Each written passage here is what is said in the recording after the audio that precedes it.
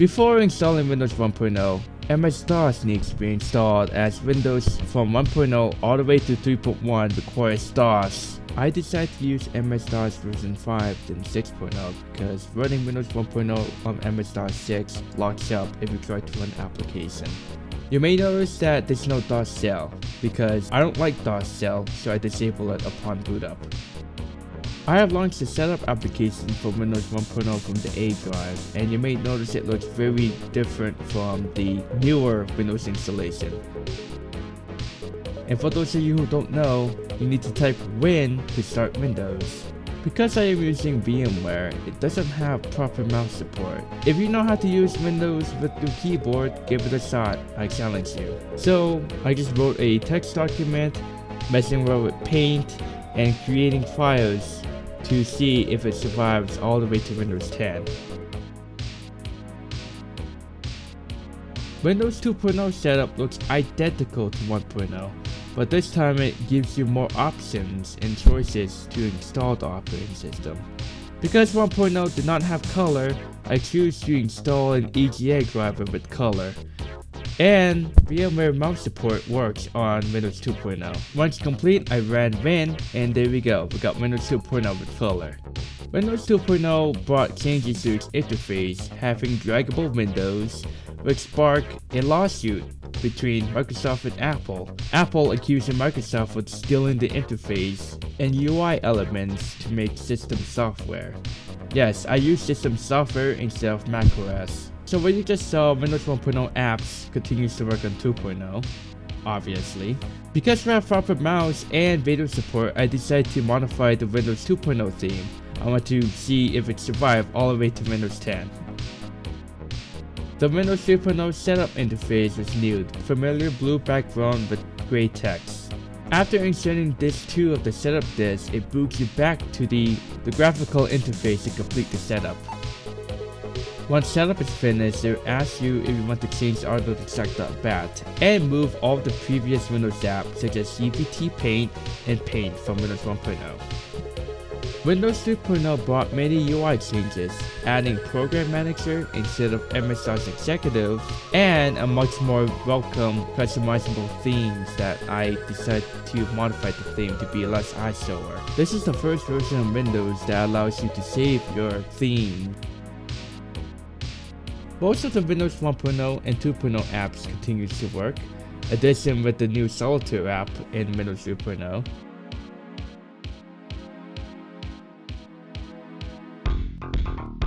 Before upgrading to Windows 3.1, I upgraded MS-DOS 6.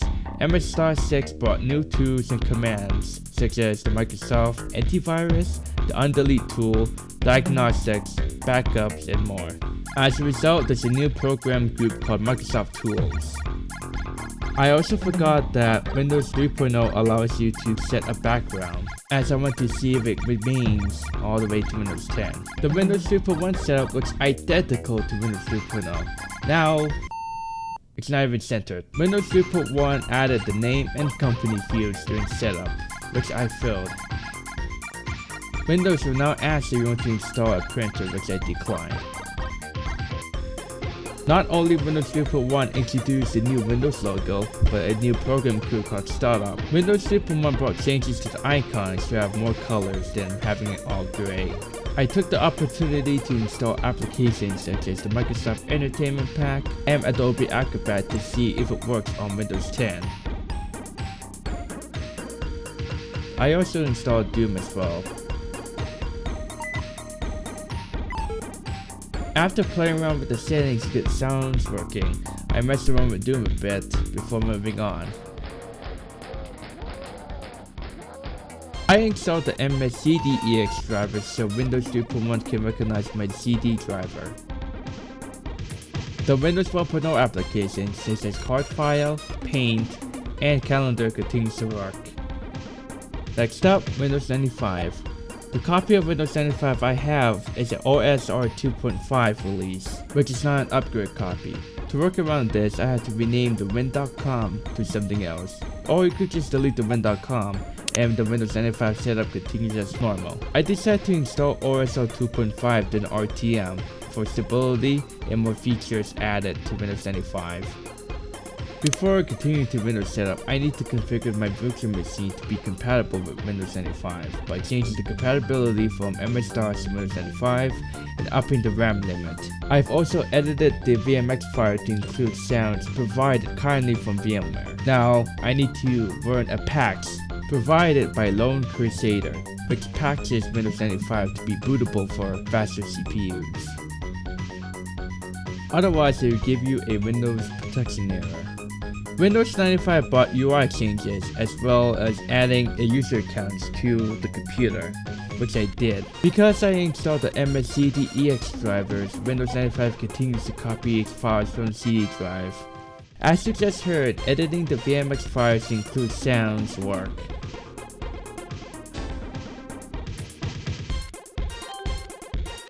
The sound scheme was set from Windows 3.1, which I did not install drivers, as installing sound drivers in Windows 3.1 will cause potential issues later on.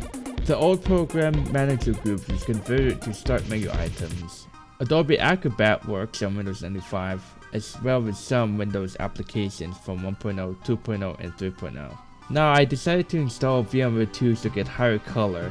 However, because I am running Windows 95, it doesn't have mouse support. And you have to install the display drivers manually. Once we boot it, we have proper display colors. Because we have sounds, enjoy some MIDIs.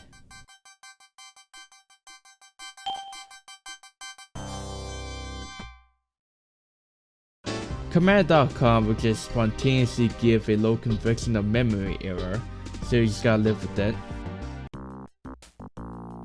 I've also upped the resolution to 800 by 600, and I have edited the WordPad document. The default font for WordPad is Times New Roman.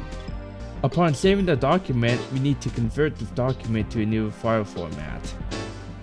The creation I did with Paint back in 1.0 registers as a Microsoft Windows installer program for some reason. Interesting. The Windows 1.0 Paint tool doesn't work. Even Paint conversion tool. Sad. Okay, so stop it. Oh, the Microsoft okay. Hey, Dr. Watson, your phone's ringing. So that's a sound of the detections? Oh my god, I put the vast the same. Let's run Doom. Oh wait, I can't. I need to run it in DOS mode. Luckily, the Microsoft Entertainment Pack works, so yay, we can enjoy some more Tetris and other games as well.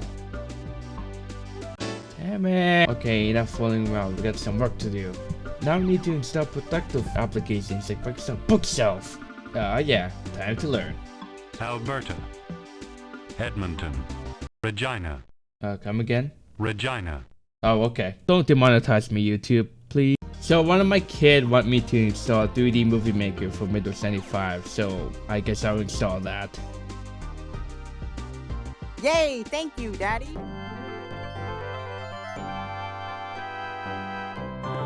Well, hello there. My name, if I may... Oh, I forgot one more thing. Microsoft Office 97. Yes, that old. Don't ask why. Okay, time to make a letter to a friend of mine. Okay, I'm done. Now, one more thing. If you know this program, you are a true god.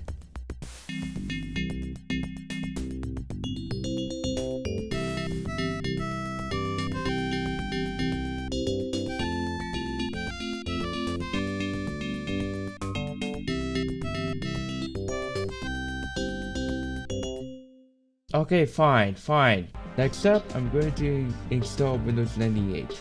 To do this, I need to rename some key system file, win.com, because I do not have an upgrade copy of Windows 98. So, again, due to the fact that Microsoft is lazy, renaming win.com to something else make it work. Now before I boot to Windows 98, I need to do two things. Number one, I need to copy all the cap files from the Windows 98 folder to my C drive. And the problem is, due to the fact that I have an AMD with the Russian build, Windows 98 doesn't play well as it throws me an error messages. So I need to disable the 32-bit protected mode drivers for Windows 98. Once rebooted, the Windows setup continues as normal. I haven't seen that animation before. Interesting. Now, because we disabled the 32-bit protected mode drivers, we don't have the CD driver, so that's why I copied all the Windows 98 files to a folder. And now Windows 98 continues to finish installing drivers. And now, the same old sound scheme. Whoa, what the? Whoa, whoa, whoa, what's so fast?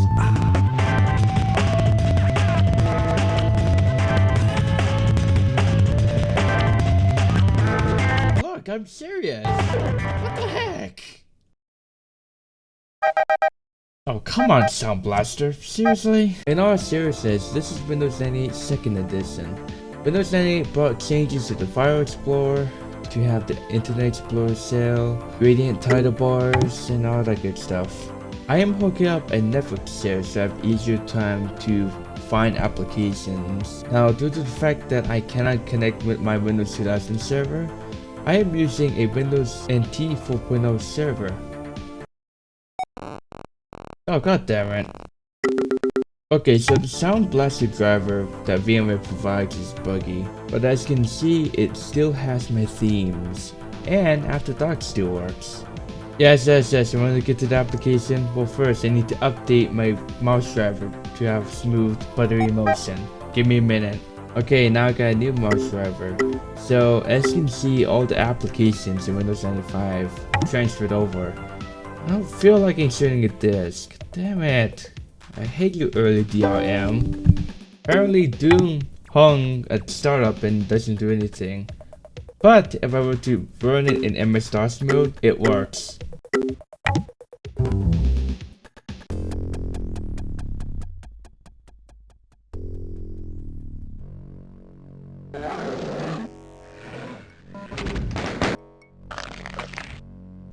Okay, your computer reboots. Sad. Adobe Acrobat works, so that's cool. So we can now view PDF files and all that good stuff. Also, can you believe what's still running? Reversing! Microsoft Entertainment Pack works flawlessly. Microsoft Antivirus is still here, and it is still making that telephone noise. Alright, gonna update that same old file, and it still works. Sweet. God, I hate this driver so much. Oh, remember this program? Yeah, it's Impulse Tracker. It works on the Windows 88, but it doesn't play because the memory is too low, and I cannot increase the memory because I don't know. Let's try running MS-DOS mode. Okay, never mind. Okay, before I upgrade to Windows Millennium, I need to extend the hard disk, but I need to convert to FAT32 because the drive is on FAT. What the? I think MS-DOS got a virus. FAT16 to FAT32 conversion. Take 2. Okay, before I upgrade to Windows Millennium, I need to extend the hard disk, but I need to convert to FAT32 because the drive is on FAT16, which doesn't support bigger disk or large disk. After conversion, it needs to defragment. I would probably upload the full unedited version of this on my archive channel.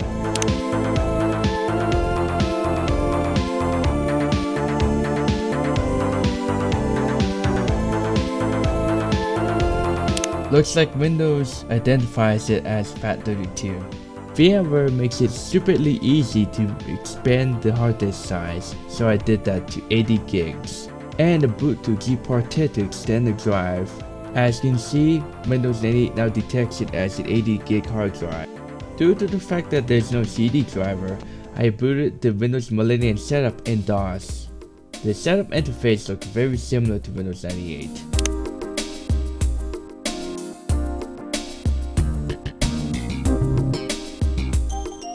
some reason, Windows Millennium took forever, well, I mean forever, like literally 20 to 30 minutes from start to finish to upgrade. This is twice as long than Windows 98 and even longer than Windows 95. So after Windows Millennium took forever to get ready, I guess, it boots it back to the same login screen in Windows 98, but with the same theme, wallpaper, and sounds. And for whatever reason, Microsoft thought it was a good idea to force consumers to watch a very mediocre intro video that took forever to finish. Usually I would Alt F4, but I wanted to show you how slow it is. After the intro is complete, let's see if it still works. So before we do that, File Explorer looks a little modified. So let's take a look at Microsoft Entertainment Pack, which still works. Obviously, the Windows 1.0 Paint is broken. Same goes with the Paint Conversion tool. And the file I made back in Windows 1.04 still opens. Microsoft Bookshelf opens, but I need to insert a CD-ROM, so let me do that. Microsoft Antivirus doesn't work because Windows Millennium removed many DOS app features, such as having the DOS app interact with the C drive.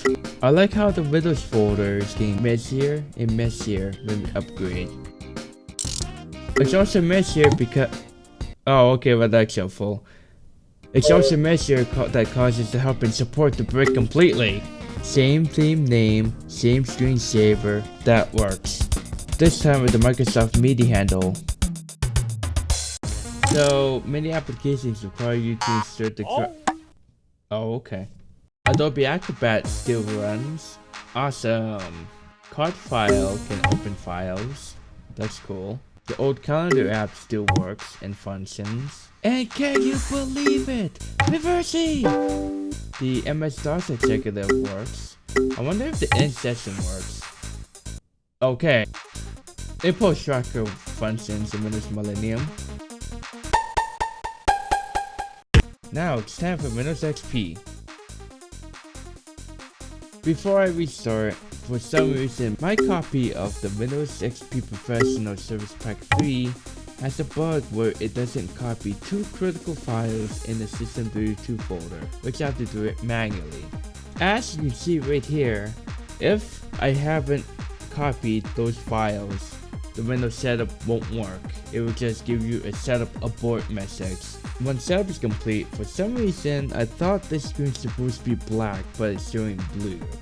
Interesting. During the out-of-box experience, I cannot put EN, but I can change that later. Because we have upgraded to Windows NT based system, it requires the user to enter a password and an administrator password before logging on.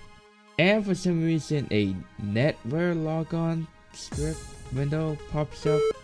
I don't know why, but it did.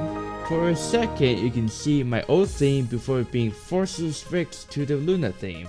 But don't worry, my theme is saved.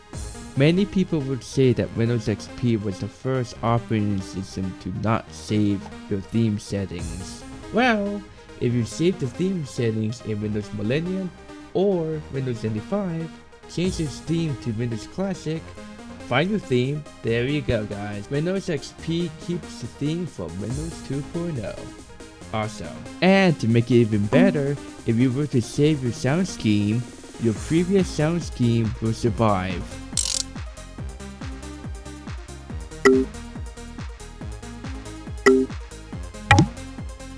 Oh great, why do I have two network shares? Oh, wait a minute, that reminds me of something. And for some reason an error occurred, and apparently we got new icons that look similar to Windows XP, and the bubble still makes it sound, and we have no Windows login sound. And why do I have two network shares? Anyway, let's move on. I have upgraded the VMware Tools drivers, so now let's go back to the more modern resolution. There we go. The start menu looks messy. That's to be expected. Microsoft Office 97 continues to work, and it can open my old document I made back in Windows 95. Reverse A continues to work on Windows XP. However, Adobe Acrobat fails to work. So F for Adobe. The Doom game hung at startup. and it's trying to launch the Doom application from a shortcut I made back in 2.0. However, launching Doom for the directory continues to work as normal. However, the sound effects and the music are choppy. The Microsoft Entertainment Pack continues to work on Windows XP. The Windows 1.0 Paint program seems to work, but it actually doesn't. Surprisingly, the Paint conversion tool from 1.0 works on Windows XP. The Microsoft Bookshelf got a new error. However, it works. The Microsoft antivirus took longer to open. Interesting. But then it throws up an NTVDM error. The Microsoft backup from MS-DOS 6 opens but doesn't work. Did Microsoft seriously force the screensaver back to their default one? What the? So the old Windows screensaver is there even after dark. The after dark screensaver continues to work. However, the after dark control panel is gone and cannot be added. The active channel or the active desktop screensaver works. Going to the C drive, you can see a lot of remnants of the old Windows files, including the MS-DOS executive. However, bad news is that the WordPad file, is corrupted on Windows XP. However, the MS-DOS executive works and we can actually launch applications. Card file opens and we can still open the card file. Calendar does the same too. The Microsoft 3D Movie Maker runs in the window rather than full screen. The Microsoft Bookshelf Costa Rica. works. Before upgrading to Windows Vista, we need to convert the drive from FAT32 to NTFS by putting the command to command prompt. This will also remove old versions of Windows, including Millennium. Good riddance.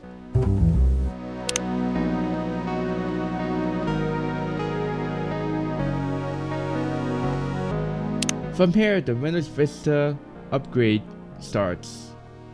Oh great.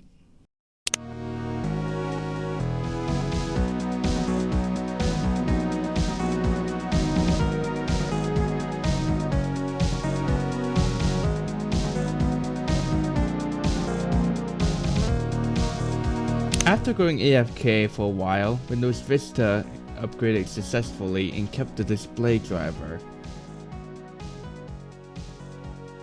Connect and communicate like never before. I was reading that, Vista!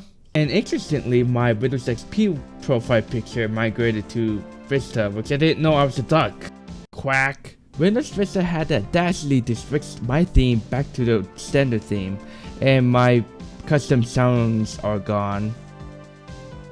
The Ian theme, or the custom theme I made, cannot be found anywhere in the system. Thanks, Vista. Doom opens just fine under Windows Vista. The After Dark program opens the wrong... What the? The After Dark screensaver got a new name, unable to load selected module, but it works. Yet again, After Dark doesn't open up the settings to change the screensaver. I'm sad. However, most of the old Oh, okay. In addition, we got the Windows logo screensaver. Yeah, I love the new Windows logo, just nothing. The Microsoft Entertainment Pack programs lost its beautiful icons, but opens on Vista. Adobe Acrobat refuses to run. Sad. The Microsoft 3D Movie Maker continues to work. Microsoft Antivirus is still broken. The Microsoft Bookshelf program works. Import Tracker opens in the window and detected the sound driver, surprisingly. Playing back music though is choppy. The file I made back in Windows 1.0 is even more broken than ever. Oh boy. And for some reason I cannot save the file. Damn it, Vista. Office 97 continues to work in Vista. The Windows 1.0 Paint tool is broken, again. The card file and the calendar program in Windows 1.0 did not load the saved files respectfully. Desktop Windows 7, the most loved operating system that Microsoft made. Rest your soul.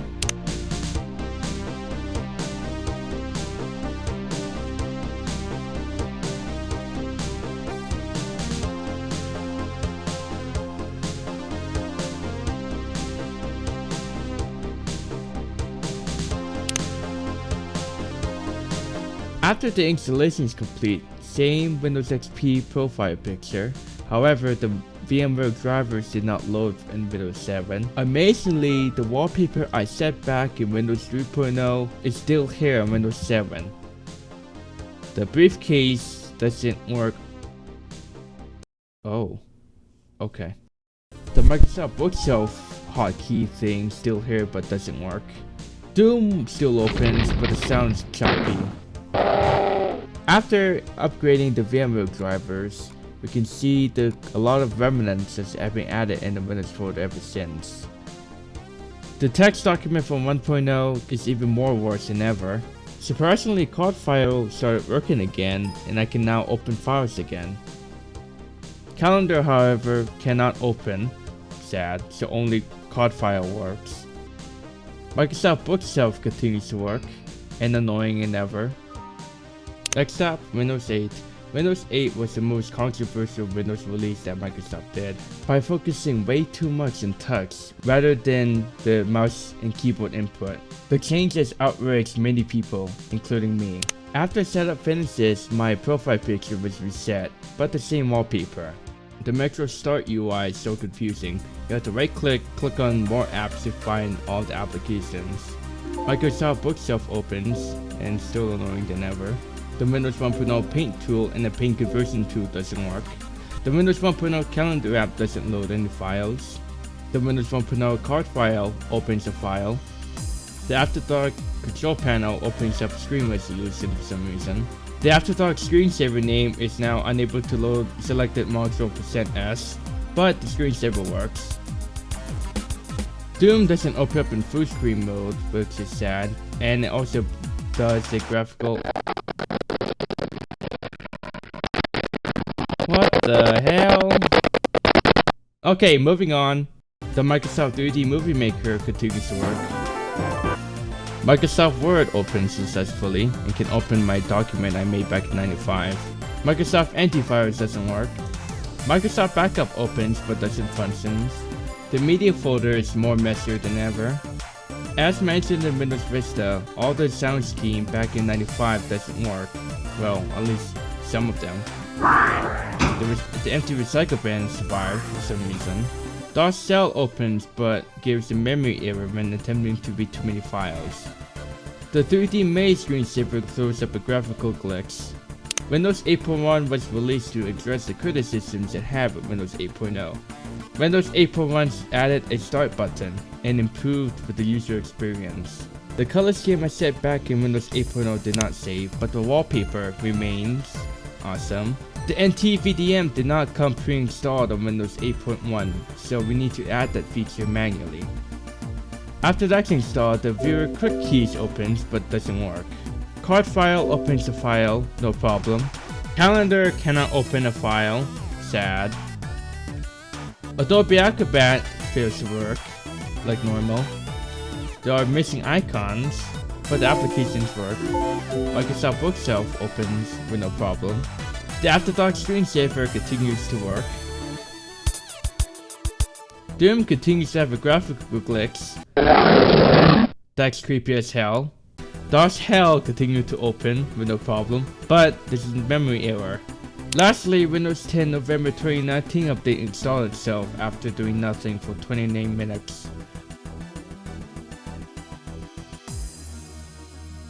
Once Windows 10 gets done updating, it boots you to the login screen. Once complete, it shows you a privacy selection screen, which I accept. After that, wait, where's the background? Where's the wallpaper? No! So Windows 10 does not keep the wallpaper from Windows 3.0. Nice way to destroy history, Microsoft. The color scheme I set back in Windows 8.1 is kept, along with some Windows 8.1 apps. Microsoft Word continues to open fine. The document I made from Windows 1.0 is still corrupted. However, card file opens the file okay. Unfortunately, Calendar still can't open the file. Microsoft Antivirus still doesn't work. Doom outright crashes the whole program upon launch. Microsoft Bookshelf continues to work and annoying as well. The Microsoft Entertainment Pack lost its icons but works as well. Considering this is the latest version of Windows 10, at the time of recording, all the files from all the way back from Windows 4.0 are there, including some old MIDI files. After Dark works on Windows 10, so that's cool. So that's pretty much it, guys. Thanks for watching. It's really interesting to see how Windows evolved over the years.